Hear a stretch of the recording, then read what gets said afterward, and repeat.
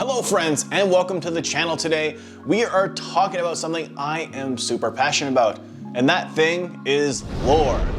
I told the team we're doing this ahead of time because I just need to talk about who is the big bad at the end of Loki. This past week's episode of Loki had me sitting on the edge of my couch with excitement that I couldn't contain anymore, and I just needed to talk. So this will be a very spoiler-heavy episode, so if you're not caught up with Loki just yet, I urge you to slap pause right here, go catch up on it, and come back, as we're going to be talking about some serious spoilers. So, this is your last chance for spoiler warnings. I'm giving you time here, so I'm going to count. 1, 2, 3. If you're still here, we're jumping into spoiler territory, so you've been warned officially, jumping in. So this week I want to talk about who is the big bad at the end of the season. Who is actually behind all this madness? Some strong theories have been pointed out, and it coming down to it being a Loki variant at the end of the TVA, which I personally feel is the safest of bets.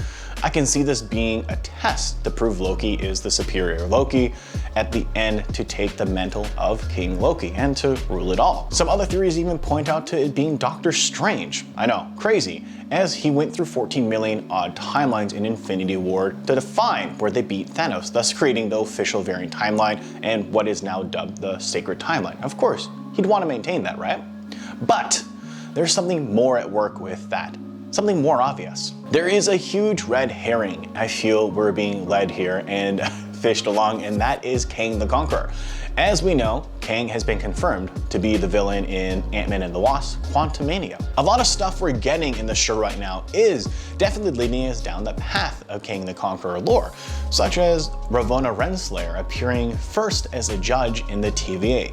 For those unfamiliar with the history here, I suggest you check out some of the comics available online around Kang, and they have a pretty interesting relationship, to say the least, and you should read into it. Another interesting thing, and something that I caught here was, Elath, which to me was the most surprising reveal, as they are basically one of Kang's biggest threats.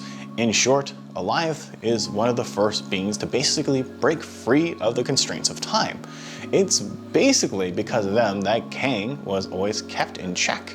Again, super cool lore here that you should go check out on your own and explore. So with these two big reveals, it definitely sets us up for the path of, the big bad would be Kang, the time-traveling menace. But I say no. I feel this is the perfect opportunity to introduce these characters, yes, these stories, and get everyone set up for Quantumania. But the movie won't have time to explain them in detail, so that's why we're getting this stuff now through a shared story through Loki. And, they're being used as a deflection, because a lot of people don't know about Kang, and it's a really good introduction to all the story. I really feel this last episode we got with Sylvie and Elath, where they connected, they teamed up and were able to see what Elath was hiding. And it looked like an old-looking castle structure. Now, my wildcard guess here as my first proposed fan theory was this. I felt initially this was all the work of a rogue watcher. No longer do I believe that. I actually feel this is actually Doctor Doom at the end of all this. I say this for a few reasons. So let's dive into those.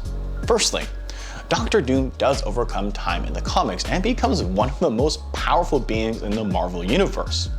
Secondly, it would be a great time to introduce them, as in WandaVision, we literally got Reed Richards and Sue Storm's babysitter, Agatha. Literally, their babysitter is Agatha Harkness. Third, the castle looks medieval, which is a big calling card for Victor Von Doom. And four, I personally would love for it to be him, because it would be super cool to hear how they overcame the timeline, and more importantly, why they did this. What was their vision? And it would explain why the X-Men and Fantastic Four have been absent from this timeline, because he erased them. They're just gone. So, really with that being the big reveal, it would be an incredible way to integrate these brands that are missing into the Disney Marvel universe, and basically rewrite the timeline. Well, it's just a theory, and I'm just saying what I see and hope. Only the timeline will tell, so let's see what's happening next week on Loki. Again, for those that don't know who Kang the Conqueror is, I suggest you dive into that storyline as well, and it really dives into some things that, are a little interesting in the Marvel Universe, like his connection with Tony Stark.